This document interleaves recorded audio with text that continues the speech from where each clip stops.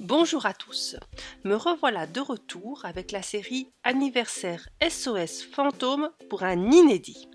Je vais vous expliquer comment je construis des cibles ou stands de tir pour les Nerf, vous voyez ces fusils qui tirent des cartouches en mousse décorés au thème de l'anniversaire. Prendre un carton. Alors ici j'utilise un rouleau de carton ondulé parce que je fais souvent des stands de tir, mais tout carton de récupération peut faire l'affaire. Alors pour le stand de tir SOS Fantôme, j'ai découpé dans le rouleau un carton de 1,90 m sur 90 cm. Avec de la peinture de récupération, style peinture à bois ou pour les murs de couleur marron ici, j'ai peint le carton au rouleau. Bien attendre que cela sèche, ça permet de créer une couche de protection sur le carton et de le décorer. Je vais faire un stand pour la chasse aux fantômes, donc avec des fantômes imprimés sur du papier blanc. Je les découpe, je fais un trou dans chaque fantôme, puis vient le moment du collage. Je le colle sur le carton, peint avec ma colle UU préférée. Avec un cutter, je redécoupe les trous dans le carton. C'est à travers ces trous que devront passer les nerfs dans le jeu du stand de tir.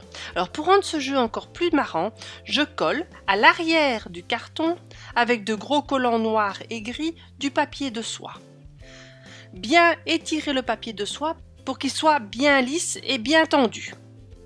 Cela permet de masquer les trous et le nerf devra perforer ce papier de soie pour dire qu'il est passé à travers le trou. Alors vous pouvez installer le stand de tir sur une structure en bois, entre deux arbres, dans l'ouverture d'une porte ou entre deux chaises.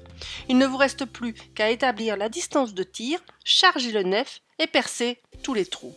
Vous avez dit facile? Non, je vous assure, c'est très compliqué. Et si on rajoutait un peu d'ambiance? J'utilise de la lumière noire. Alors cette lumière noire, vous pouvez la trouver sous forme de néon, chez Brico tout simplement, ou même parfois dans des magasins tels que 8 Bras, qui sont des magasins bon marché, qui font parfois des promos sur ce genre d'accessoires pour la fête. Et les fantômes, par miracle, deviennent tout bleus. C'est le principe de la lumière noire qui réfléchit sur le papier blanc. À vous de viser, plus les trous sont petits, plus le défi est grand. J'ai sur le même principe réalisé un stand de tir Marshmallow Man.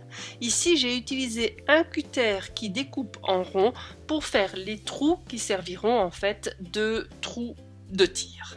Le Slimer Glouton, lui, est un peu différent. Il a été réalisé et dessiné sur un grand papier vert. J'ai imprimé la bouche que j'ai découpée et collée. Ce Slimer est également posé et collé sur un grand carton, on y découpe la bouche et puis avec un sac en papier rouge, j'ai réalisé le réceptacle comme un panier de basket qui recevra les balles en mousse qu'on va y lancer comme si on nourrissait le glouton. Ce glouton est enfermé dans un placard, un peu comme dans le film où là il est enfermé dans un frigo.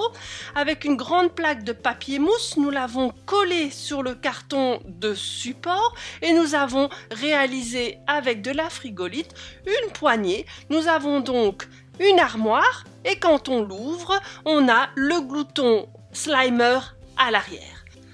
Il y a sur mon site internet d'autres thèmes tels que Minecraft, super-héros, voire même pompiers, qui ont utilisé ce principe de stand de tir ou de cible pour les nerfs. Vous n'avez pas de nerfs, vous pouvez utiliser des balles, des petites balles en caoutchouc ou des balles molles, mais vous pouvez également utiliser des chaussettes remplies de riz. Il vous suffira alors de faire les trous un peu plus grands pour organiser votre stand de tir. J'espère que cette petite vidéo vous a plu. N'hésitez pas à liker, à me laisser des commentaires pour me dire comment votre stand de tir a été réussi. N'hésitez pas également à vous abonner à ma chaîne pour me suivre. Vous trouverez sur mon site internet plein d'autres idées créatives, mais aussi plein d'idées sur des anniversaires à thème. Abonnez-vous également à mon Instagram. À très bientôt!